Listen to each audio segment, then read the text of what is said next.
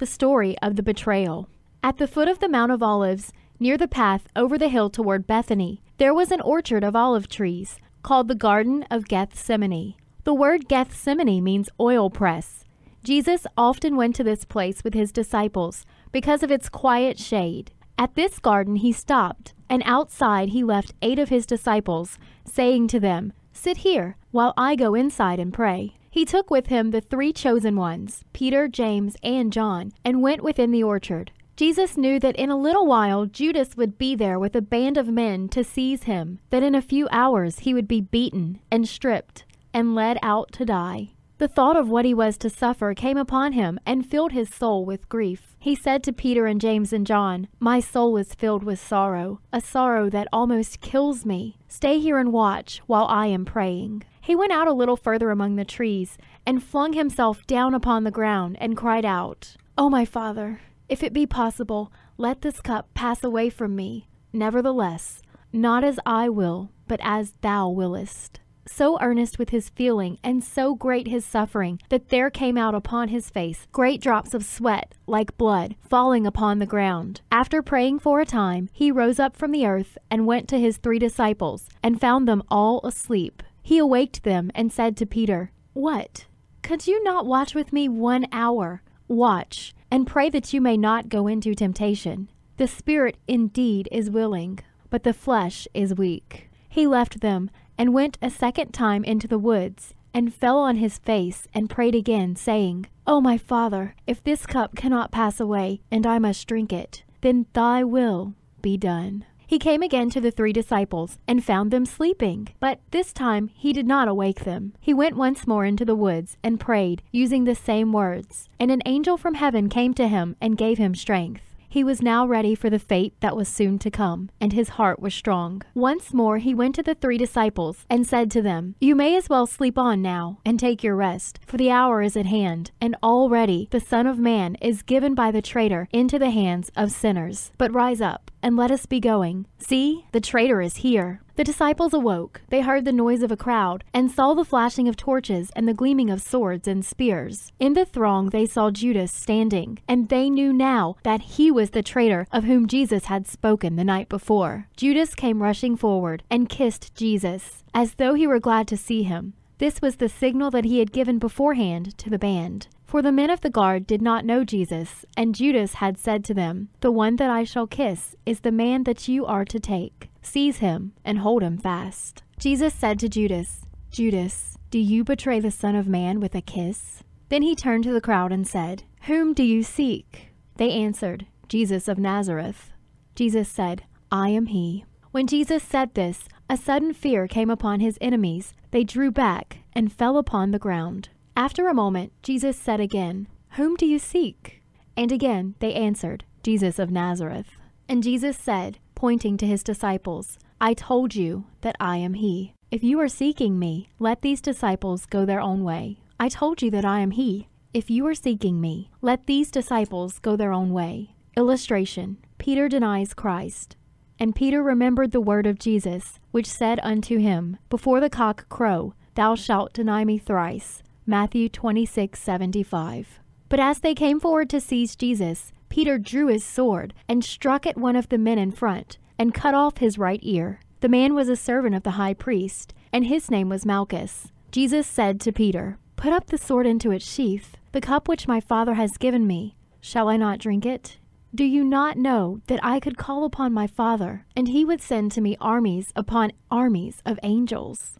Then he spoke to the crowd, "Let me do this." And he touched the place where the ear had been cut off, and it came on again and was well. Jesus said to the rulers and leaders of the armed men, "Do you come out against me with swords and clubs, as though I were a robber? I was with you every day in the temple, and you did not lift your hands against me. But the words in the scriptures must come to pass, and this is your hour." When the disciples of Jesus saw that he would not allow them to fight for him, they did not know what to do. In their sudden alarm, they all ran away and left their master alone with his enemies. These men laid their hands on Jesus and bound him and led him away to the house of the high priest. There were at that time 2 men called high priests by the Jews. One was Annas, who had been high priest until his office had been taken from him by the Romans and given to Caiaphas, his son-in-law. But Annas still had great power among the people, and they brought Jesus, all bound as he was, first to Annas. Simon Peter and John, the disciple whom Jesus loved, had followed after the crowd of those who carried Jesus away, and they came to the door of the high priest's house. John knew the high priest and went in, but Peter at first stayed outside until John went out and brought him in. He came in, but did not dare go into the room where Jesus stood before the high priest Annas. In the courtyard of the house, they had made a fire of charcoal, and Peter stood among those who were warming themselves at the fire. Annas in the inner room asked Jesus about his disciples and his teachings. Jesus answered him, "What I have taught has been open in the synagogues and in the temple. Why do you ask me? Ask those that heard me. They know what I said." Then one of the officers struck Jesus on the mouth, saying to him, "Is this the way that you answer the high priest?" Jesus answered the officer calmly and quietly, "If I have said anything evil, tell what the evil is. But if I have spoken the truth, why do you strike me?" While Annas and his men were thus showing their hate toward Jesus, who stood bound and alone among his enemies, Peter was still in the courtyard warming himself at the fire. A woman, who was a serving maid in the house, looked at Peter sharply and finally said to him, "You were one of those men with this Jesus of Nazareth." Peter was afraid to tell the truth, and he answered her, "Woman, I do not know the man, and I do not know what you are talking about." And to get away from her, he went out into the porch of the house. There another woman servant saw him and said, "This man was one of those with Jesus." And Peter swore with an oath that he did not know Jesus at all. Soon a man came by, who was of kin to Malchus, whose ear Peter had cut off. He looked at Peter and heard him speak and said, "You are surely one of this man's disciples, for your speech shows that you came from Galilee." Then Peter began again to curse and to swear, declaring that he did not know the man. Just at that moment, the loud, shrill crowing of a cock startled Peter, and at the same time he saw Jesus, who was being dragged through the hall from Annas to the council room of Caiaphas, the other high priest. And the Lord turned as he was passing and looked at Peter. Then there flashed into Peter's mind what Jesus had said on the evening before. "Before the cock crows tomorrow morning, you will 3 times deny that you have ever known me." Then Peter went out of the high priest's house into the street, and he wept bitterly because he had denied his Lord. The story of the empty tomb. After Jesus was taken before the high priest, where he was ridiculed, and the people spat upon him, he was taken before the Roman governor, Pontius Pilate, who ruled over Judea. He heard their complaints, but did not find any cause for putting him to death. But at last he yielded to their demands, although he declared Jesus was innocent of all wrong. Illustration: he heard their complaints. And so Pontius Pilate, the Roman governor, gave command that Jesus should die by the cross. The Roman soldiers took Jesus and beat him most cruelly, and then led him out of the city to the place of death. This place was called Golgotha in the Jewish language, Calvary in that of the Romans, both words meaning the skull place. With the soldiers went out of the city a great crowd of people, some of them enemies of Jesus, glad to see him suffer, others of them friends of Jesus, and the women who had helped him, now weeping as they saw him, all covered with his blood and going out to die. But Jesus turned to them and said, "Daughters of Jerusalem, do not weep for me, but weep for yourselves and for your children. For the days are coming when they shall count those happy who have no little ones to be slain, when they shall wish that the mountains might fall on them, and the hills might cover them and hide them from their enemies." They had tried to make Jesus bear his own cross, but soon found that he was too weak from his sufferings and could not carry it. They seized on a man who was coming out of the country into the city, a man named Simon, and they made him carry the cross to its place at Calvary. It was the custom among the Jews to give to men about to die by the cross some medicine to deaden their feelings, so that they would not suffer so greatly. They offered this to Jesus, but when he had tasted it and found what it was, he would not take it. He knew that he would die, but he wished to have his mind clear and to understand what was done and what was said, even though his suffering might be greater. At the place Calvary, they laid the cross down and stretched Jesus upon it, and drove nails through his hands and feet to fasten him to the cross. And then they stood it upright, with Jesus upon it. While the soldiers were doing this dreadful work, Jesus prayed for them to God, saying, "Father, forgive them, for they know not what they are doing." The soldiers also took the clothes that Jesus had worn, giving to each one a garment. But when they came to his undergarment, they found that it was woven and had no seams. So they said, "Let us not tear it, but cast lots for it, to see who shall have it."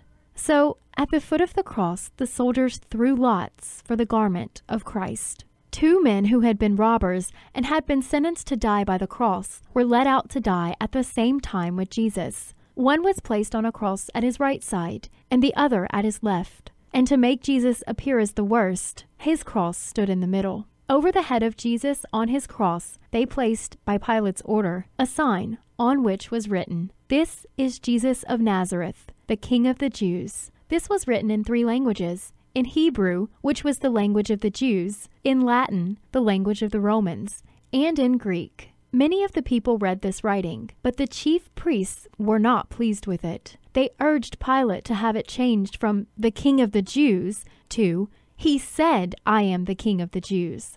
But Pilate would not change it. He said, "What I have written, I have written." And the people who passed by on the road, as they looked at Jesus on the cross, mocked at him. Some called out to him, "You that would destroy the temple and build it in 3 days, save yourself. If you are the Son of God, come down from the cross." And the priests and scribes said, "He saved others, but he cannot save himself. Come down from the cross, and we will believe in you." And one of the robbers, who was on his own cross beside that of Jesus, joined in the cry and said, "If you are the Christ, save yourself, and save us." But the robber said to him, "Have you no fear of God, to speak thus? Have you no fear of God, to speak thus, while you are suffering the same fate as this man? And we deserve to die, but this man has done nothing wrong." Then this man said to Jesus, "Lord, remember me when thou comest into thy kingdom." And Jesus answered him, as they were both hanging on their crosses, "Today you shall be with me in heaven." Before the cross of Jesus, his mother was standing, filled with sorrow for her son, and beside her was one of his disciples, John, the disciple whom he loved best. Other women besides his mother were there: his mother's sister, Mary, the wife of Cleophas, and a woman named Mary Magdalene, out of whom a year before Jesus had sent an evil spirit. Jesus wished to give his mother, now that he was leaving her, into the care of John, and he said to her, as he looked from her to John, "Woman, see your son." And then to John he said, "Son, see your mother." And on that day, John took the mother of Jesus home to his own house and cared for her as his own mother. At about noon, a sudden darkness came over the land and lasted for 3 hours. And in the middle of the afternoon, when Jesus had been on the cross 6 hours of terrible pain, he cried out aloud words which meant, "My God, why hast thou forsaken me?" Words which are the beginning of the 22nd Psalm, a psalm which long before had spoken of many of Christ's sufferings. After this he spoke again, saying, "I thirst." And someone dipped a sponge in a cup of vinegar and put it on a reed and gave him a drink of it. Then Jesus spoke his last words upon the cross. "It is finished. Father, into thy hands I give my spirit." And then Jesus died. At that moment, the veil in the temple between the holy place and the Holy of Holies was torn apart by unseen hands from the top to the bottom. And when the Roman officer, who had charge of the soldiers around the cross, saw what had taken place and how Jesus had died, he said, "Surely this was a righteous man. He was the Son of God." After Jesus was dead, one of the soldiers, to be sure that he was no longer living, ran his spear into the side of his dead body, and out of the womb came pouring both water and blood. There were even among the rulers of the Jews a few who were friends of Jesus, though they did not dare to follow Jesus openly. One of these was Nicodemus, the ruler, who came to see Jesus at night. Another was a rich man who came from the town of Arimathea, and he was named Joseph. Joseph of Arimathea went boldly into Pilate and asked that the body of Jesus might be given to him. Pilate wondered that he had died so soon, for often men lived on the cross 2 or 3 days. But when he found that Jesus was really dead, he gave his body to Joseph. Then Joseph and his friends took down the body of Jesus from the cross and wrapped it in fine linen. And Nicodemus brought some precious spices, myrrh, and aloes, which they wrapped up with the body. Then they placed the body in Joseph's own tomb, which was a cave dug out of the rock, in a garden near the place of the cross. And before the opening of the cave they rolled a great stone. And Mary Magdalene, and the other Mary, and some other women saw the tomb and watched while they laid the body of Jesus in it. On the next morning, some of the rulers of the Jews came to Pilate and said, "Sir, we remember that man Jesus of Nazareth, who deceived the people, said while he was yet alive, 'After 3 days I will rise again.' Give orders that the tomb shall be watched and made sure for 3 days, or else his disciples may steal his body and then say, 'He is risen from the dead.' And thus, even after his death, he may do more harm than he did while he was alive." Pilate said to them, "Set a watch, and make it as sure as you can." Then they placed a seal upon the tomb, so that no one might break it. And they set a watch of soldiers at the door. And in the tomb the body of Jesus lay, from the evening of Friday, the day when he died on the cross, to the dawn of Sunday, the first day of the week, when he arose from the dead and appeared unto his disciples. But the brightest day in all the world was this Sunday morning. For on that day the stone was rolled away from the tomb, and Jesus came forth from the dead to gladden his disciples. This he had told them he would do. On this Sunday morning, Mary Magdalene and another Mary, called Salome, came to the tomb, found the stone rolled away, and an angel standing by the open tomb. He told them that Jesus was not there, but had risen. Afterward, Jesus was with his disciples for 40 days, after which he was taken up into heaven. End of chapter 25.